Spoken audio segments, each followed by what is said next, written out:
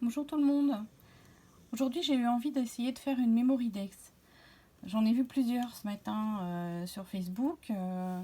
Nat, si tu regardes la vidéo, tu sauras que c'est pour toi que je parle. Et du coup ça m'a donné envie et je me suis dit pourquoi pas essayer. J'ai fait quelques recherches, j'ai vu sur internet qu'il existait plein de DIY exprès, sauf que j'en ai pas. Donc du coup j'ai cherché un peu par quoi je pouvais remplacer. Et j'ai utilisé du coup ce DIY qui est celui que j'utilise pour faire mes pochettes de présentation lors des échanges. Et du coup, je me suis dit, je vais essayer avec ça. Alors, j'ai découpé le plus grand dans du papier uni et le plus petit, vous voyez qu'il est à l'extérieur, dans un papier un peu travaillé. Je vais vous montrer comment ça s'est passé. Donc, dans mon grand, donc on voit la moitié parce que chaque fois, vous découpez les deux morceaux. Donc, dans le grand, j'ai trouvé que ça faisait vraiment beaucoup, 10 cm, ça fait 11,5 au total. Donc en regardant un peu sur les sites et tout, j'ai vu que 9,5 c'était une taille plus ou moins standard. Donc je me suis dit, je vais recouper 2 cm ici en bas. Et l'autre partie, donc qui est celle avec le plus petit, je l'ai découpée, j'ai enlevé 1,5 en bas. De façon à avoir, quand je les superpose, vous voyez, je superpose les lignes de coupe. Ici, ça s'emboîte à une taille qui me paraît raisonnable. Pour cette partie centrale, il y a un petit souci quand on découpe le DIY.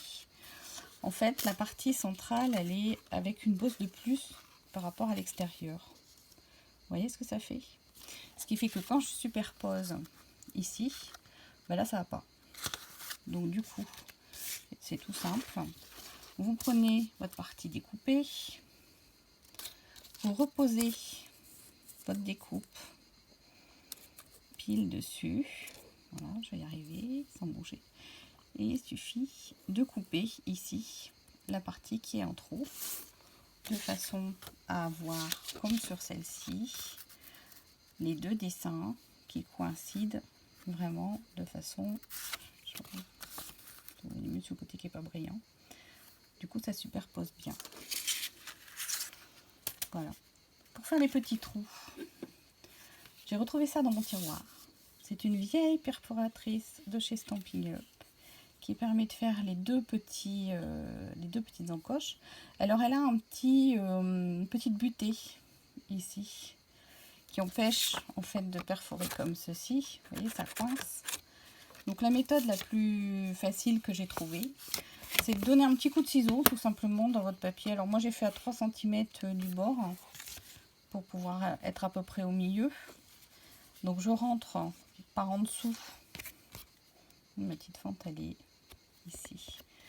Je rentre par en dessous. Bon là je peux plus parce que j'ai collé ma licorne en 3D. Donc je rentre par en dessous où il y a mon petit coup de ciseau. Hop. Je perfore mes deux trous. Hop. Et après, il suffit de remettre bien votre papier et on ne voit plus rien. Il est connu. C'est collé. On ne le voit plus. Voilà. Petite astuce pour faire, vous voyez, ces deux petites Mémoridex. Alors moi sur le côté j'ai tamponné ici et là le mot artiste qui est une vieille planche de tampon de Tim Holtz parce qu'en fait je vais vous faire un carnet d'adresses avec ces petites fiches parce que je fais beaucoup d'échanges et à chaque fois rechercher les adresses ça me plaît moyen. J'en ai un peu de partout donc du coup je vais écrire les coordonnées de chacune d'entre vous avec qui j'échange et en fonction de la personne, de ce que j'échange le plus avec elle, ce sera avec un thème particulier. Donc vous voyez celle-ci, j'ai utilisé ce DIY de chez Action pour faire le coin. Sur celle-là, c'est ce DIY également de chez Action. Et les petits personnages sont des Vera Lane en téléchargement sur Etsy. Voilà. J'espère que ma petite astuce vous aidera et que ça vous donnera envie de créer. N'hésitez pas à me montrer vos créations. À bientôt. Au revoir.